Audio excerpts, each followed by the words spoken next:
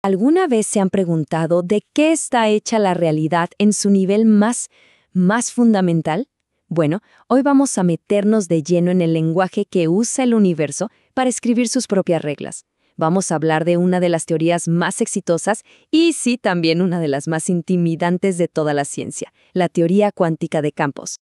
Ok, para empezar, pongámoslo en términos simples. ¿Qué es exactamente la teoría cuántica de campos? O TCC para abreviar. Pensemos en ella como el manual de instrucciones del universo. Es el lenguaje matemático superpoderoso que los físicos crearon para poder describir cómo funcionan las partículas y las fuerzas en su nivel más básico. Para entenderla bien, vamos a hacer un viaje.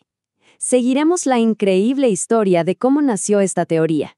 Es una travesía que nos va a llevar desde una crisis total en la física hasta cómo entendemos el universo hoy en día. Ok, vámonos para atrás a principios del siglo XX. En ese momento, la física estaba, digamos, en serios problemas. Había una crisis enorme, y todo por culpa de dos ideas que eran geniales por separado, pero que juntas chocaban de frente. Imaginen esto. Por un lado, teníamos la relatividad especial de Einstein, una maravilla que nos enseñó que el espacio y el tiempo son una misma cosa, un tejido. Pero, por otro lado, estaba la mecánica cuántica, con sus reglas súper extrañas, y para ella el tiempo era, solo tiempo, algo aparte, que avanzaba y ya. Eran como dos idiomas distintos tratando de describir el mismo universo. Simplemente no había forma de que se pusieran de acuerdo. Entonces, ¿cómo se resuelve un problema así de grande? Pues no con un pequeño ajuste. La solución exigía un cambio de mentalidad, pero un cambio radical sobre lo que es el universo en su esencia. Y aquí viene el gran giro. La idea que lo cambió todo fue, literalmente, dejar de pensar en las partículas, ya saben, electrones, fotones, como si fueran los ladrillos básicos del universo. Había que verlas como algo totalmente distinto. Y aquí está el concepto clave. Un campo es como un mar inmenso que llena todo el espacio. Y cada tipo de partícula tiene su propio mar. Hay un mar de electrones, un mar de fotones, etc. Así que un electrón no es una bolita que navega por ese mar, no. El electrón es una pequeña ola, una vibración en ese mar de electrones. Crear una partícula es hacer una ola. Destruirla es que esa ola se calme. ¿Se entiende la diferencia? Es un cambio de perspectiva total. Todo sonaba genial, ¿verdad? Una idea súper elegante. Pero había un problemón. Un defecto catastrófico. Resulta que cuando los físicos intentaban usar esta nueva teoría para calcular cosas, para hacer predicciones, las matemáticas simplemente explotaban. Los cálculos se iban al infinito y no servían para nada. Y no fue un problema pequeño. Imagínense, por más de 20 años, la teoría estuvo estancada, ahogada en estos infinitos absurdos. Lo más frustrante es que había pistas de que iban por buen camino, como un experimento clave llamado el desplazamiento de Lamp, que en el 47 demostró que la idea de fondo era correcta. Pero los cálculos seguían sin funcionar. La situación era tan desesperante que muchos físicos de renombre estaban listos para tirar la toalla y abandonar la teoría por completo. Y la solución cuando llegó fue una genialidad, un truco increíblemente inteligente. Se llamó renormalización. En lugar de romperse la cabeza tratando de calcular esos infinitos, los físicos dijeron, ok, un momento, ¿por qué no simplemente tomamos los valores de masa y carga que ya medimos en nuestros experimentos, los que sabemos que son reales y finitos, y los ponemos directamente en nuestras ecuaciones? Básicamente era una forma de barrer los infinitos debajo de la alfombra, pero de una manera matemáticamente rigurosa. Y funcionó.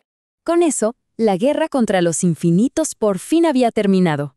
La TCC ya no era una teoría rota, sino una herramienta predictiva y superpoderosa. Y ahora que podían domar esos infinitos, estaban listos para ir mucho más allá de solo describir la luz y los electrones. Se acababa de abrir la puerta a una nueva era en la física. Y vaya que sí se abrió una nueva era. Con una teoría que por fin funcionaba, los físicos se lanzaron a la carga. Entramos en una verdadera edad de oro, usando la TCC como la herramienta maestra para construir pieza por pieza el modelo que tenemos hoy de la realidad. Fue como armar el rompecabezas más complejo del mundo. Durante las siguientes 2 décadas, cada pieza fue encajando. Generalizaron las ideas para describir otras fuerzas. Lograron unificar la fuerza electromagnética y la débil en una sola teoría. Desarrollaron otra para la fuerza fuerte que mantiene unidos a los quarks. E incluso explicaron de dónde sale la masa de las partículas. Todo esto se fue uniendo en una estructura única y coherente.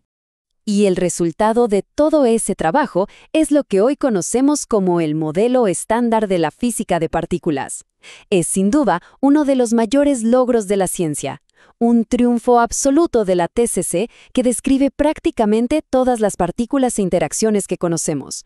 Bueno, con una excepción bastante famosa y problemática, la gravedad. El éxito de la TCC ha sido de verdad espectacular, pero la historia no termina aquí. La búsqueda de ese lenguaje definitivo para describir toda la realidad, esa búsqueda sigue más viva que nunca. Para que nos hagamos una idea de su poder, el modelo estándar, que está completamente construido sobre la TCC, describe con una precisión casi ridícula el 99.9% de todas las interacciones fundamentales que hemos podido observar en el universo. Es una locura lo preciso que es. Entonces, ¿con qué nos quedamos de todo esto?